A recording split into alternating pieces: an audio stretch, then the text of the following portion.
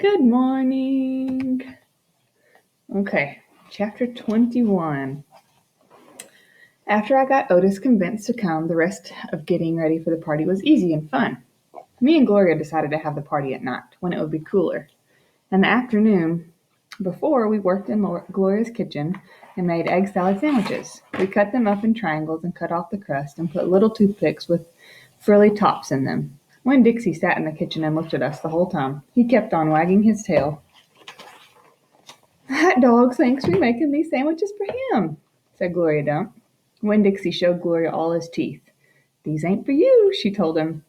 But when she thought I wasn't looking, she gave Winn-Dixie an egg salad sandwich without the toothpick. We also made punch.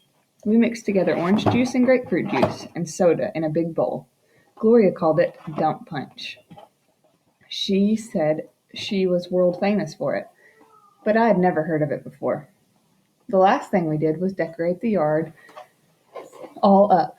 I strung pink and orange and yellow crepe paper in the trees to make it look fancy. We also filled up paper bags with sand and put candles in them. And right before it was time for the party to start, I went around and lit all the candles. It turned Gloria Dump's yard into a fairyland. "Mm-hmm," said Gloria, looking around. "Even somebody with bad eyes can tell it looks good." It did look pretty. It looked so pretty that it made my heart feel funny, all swollen and full. And I wished desperately that I knew where my mama was. So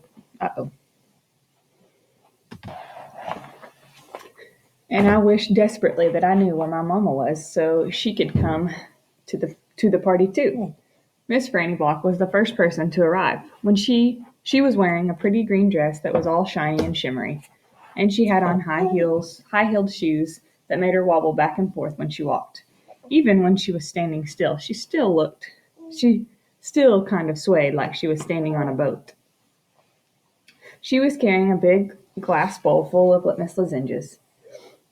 "I brought a little after-dinner treat," she said, handing the bowl to me.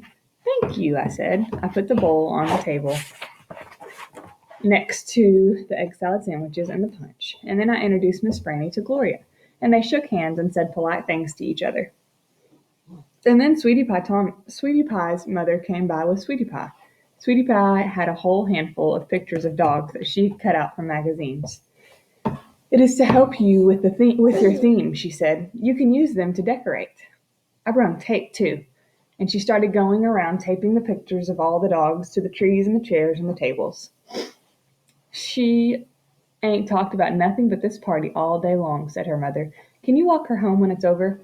I promised that I would, and then I introduced Sweetie Pie to Miss Franny and to Gloria, and right after that the preacher showed up. He was wearing a coat and tie and looked real serious. He shook Gloria Dump's hand and Miss Franny Block's hand, and said how pleased he was to meet them both and how he had heard nothing but good things about them. He patted Sweetie Pie on the head and said it was good to see her outside of church. And the whole time Winn-Dixie was standing right in the middle of everybody, wagging his tail so hard that I thought for sure he would knock Miss Franny right off her high heels. Amanda Wilkinson came, and she had her blonde hair all curled up and looked shy and not as mean as usual. And I stood real close to her and introduced her to Gloria Dump. I was surprised at how glad I was to see Amanda, and I wanted to tell her I knew about Carson. I wanted to tell her I understood about losing people, but I didn't say anything. I was just extra nice. We were all standing around, smiling at one another and acting kind of nervous, when a real screechy voice said, "Gertrude is a bird." Winn-Dixie's ears went straight up on his head, and he barked once and looked around. I looked too, but I didn't see Gertrude or Otis.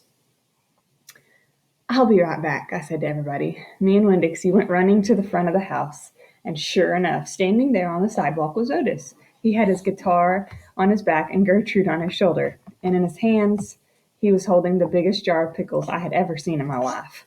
"Otis," I said to him, "come on around back. That's where the party is."